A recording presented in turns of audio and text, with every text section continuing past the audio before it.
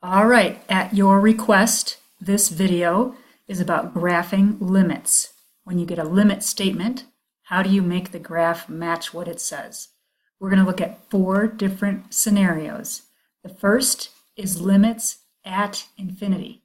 That means as x is approaching either positive or negative infinity.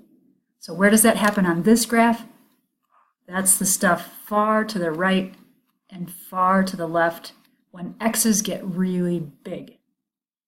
Next, we'll look at infinite limits. That means the result of the limit is infinity or negative infinity. So you might see the limit as x approaches c on your function is infinity or negative infinity, something like that. Where does that happen on this graph? Here at the vertical asymptote. Okay, third option is holes in your graph. You know what holes look like? Yes, dear Liza, there's a hole in my graph. The last one is jumps. Jumps happen when the left part of the curve and the right part of the curve don't meet up. Okay, so we're going to take a look at those 4 ideas with some limit statements. The first, limits at infinity. So what are the possible scenarios or possible limit statements that you would see? All right, the first one, we see the limit of f of x as x approaches positive infinity is some finite number L. So that could be something like the limit as x approaches infinity on my function is 2. Okay, well that means far off to the right, we better see a horizontal asymptote labeled y equals 2. You don't have to draw that horizontal asymptote all the way across your paper. It might only happen way out here to the right when x's are very big positive. Somehow your graph out there has to either approach to from the top or from the bottom. It could do either of those. It can't do both. It could do one or the other. Okay, another scenario might be the limit of your function as x approaches negative infinity is another finite number L. So maybe it's 2, or maybe it's another number. Maybe it's -1. Maybe it's just 0. Okay, what that means then is to the left, far to the left side of your graph. Whatever your graph is doing in between, I don't really know what's happening with that yet. But when your graph starts getting out very big negative numbers, we have to be approaching 0. Okay? So it could cross your asymptote, probably not way out there, but maybe your graph comes and then, oh, here we go. We're approaching 0 from below. Okay? So the left-hand side here is approaching 0 from below. The right-hand side is approaching 2 from above. Okay, that's limits at infinity. Let's take a look at infinite limits. Okay, in this scenario, we've got 3 different limit statements here. Let's examine what they look like and take a look at some examples. So the first one, the limit of our function as x approaches c is either positive or negative infinity. Okay, it can't be both of those. It has to be one or the other. Okay, so what's going to happen? Well, if you're headed to infinity or negative infinity as a y value, remember the limit result is a y value you're heading towards. Maybe this is x equals c. Okay, and we say the limit as x approaches c of f of x is infinity. Okay, now remember, when we say the limit as x approaches c, we mean both from the left and from the right. So left-hand limit must equal right-hand limit. So in this case, whatever the graphs are doing on either side of c, they must be headed to infinity. Okay, the graph must be headed to infinity. All right, another option. We could have the limit as x approaches c of f of x is negative infinity. All right, well, what's that going to do? We again have a vertical asymptote at c. This time, though, our function is going to approach negative infinity. I don't know what it does anywhere else, but near c, my graph is doing a down, down. Right? So a down, down here and an up, up here. All right, what other option could we have? So that takes care of number one, the options for the limit statement for number one. Limit statement for number two. This is saying only from the left-hand side of C. So only from the left-hand side of C do we know our limit. Okay, it could be positive or negative infinity. I'm just going to call it positive infinity for this example.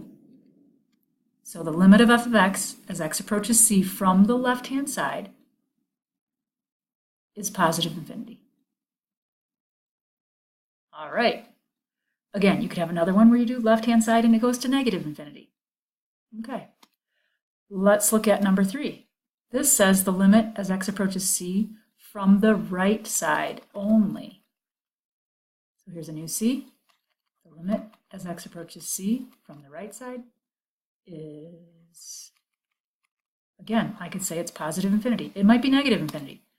If it's positive infinity just from the right side, the graph goes to infinity. These last two limits, the examples specifically, only talk about one side. So I don't know what's happening on the other side by this information. There might be more that I need to read in the problem. Okay, so again, first two examples, left-hand limit had to equal right-hand limit. Left-hand limit had to equal right-hand limit. Okay, second two examples, you only know what's happening on one side of C. All right, next. Holes. Under what condition do we have holes in our graphs? Well, you can think of two possible scenarios. Okay, no, I lied, only one possible scenario. But two conditions. One, your limit has to exist. So your function has to be approaching the same y value from the left and the right. But a hole, remember, is a location of discontinuity. So f of c will not equal the limit you get for the limit statement. All right, so let's take a look. We have a graph. We're plotting along, cruising along. Oh, there's a hole in my graph. Okay. So in this scenario, the limit as x approaches c, c is on my x-axis. I'm just going to give us a y-axis out there. All right, c is on my x-axis. It looks like that y value on the curve is near 2, approaching 2. So we're going to say the limit as x approaches c from both the left and the right is 2. In this picture, f of c does not exist. Okay, so that's one option. Another option could be the graph has a hole.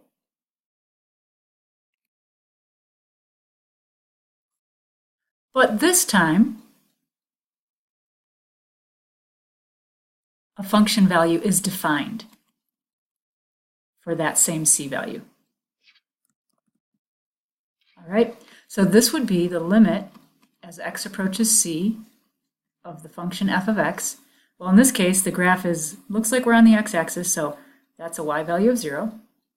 So from the left and from the right, the y value is getting closer and closer to 0 as x approaches c. But we also know that f of c is 2. All right, so in either of these cases, the limit exists, but the function value is not the same as the limit in the second case, or the function value doesn't exist at all. Okay, holes, check.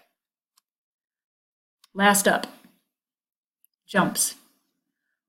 All right, what could be happening if we have a jump in our graph? Well, let's take a look at the limit statements. number 1 and number 2. The limit as x approaches c from the left is some finite value L. But the limit as f of x as x approaches c from the right is a different finite value m. So on our graph, here we go. The limit from the left and the limit from the right are not the same y value. Okay, so we would say the limit as x approaches 2 from the left on my function f of x is 2. Oh, sorry, let's step back. I didn't actually know what c value I was going to, so let's call that c from the left. All right, and then the limit as x approaches c from the right on my function is -1. Okay, so these two limit values are not the same. Okay, so when we look at number 1 and number 2, we just also looked at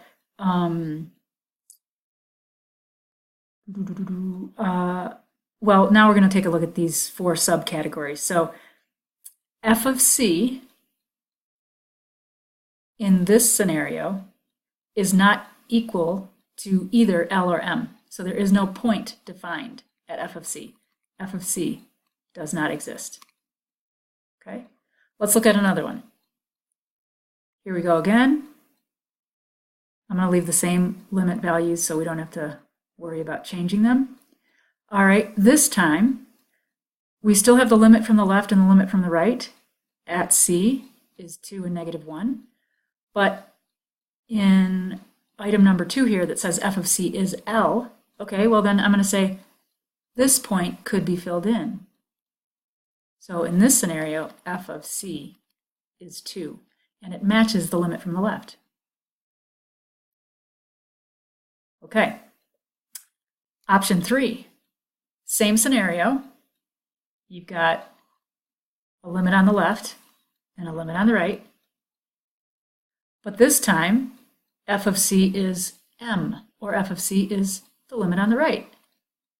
So f of c in our story here is -1. So again, the limit from the left is 2, the limit from the right is -1, and the function value is -1. Okay, check.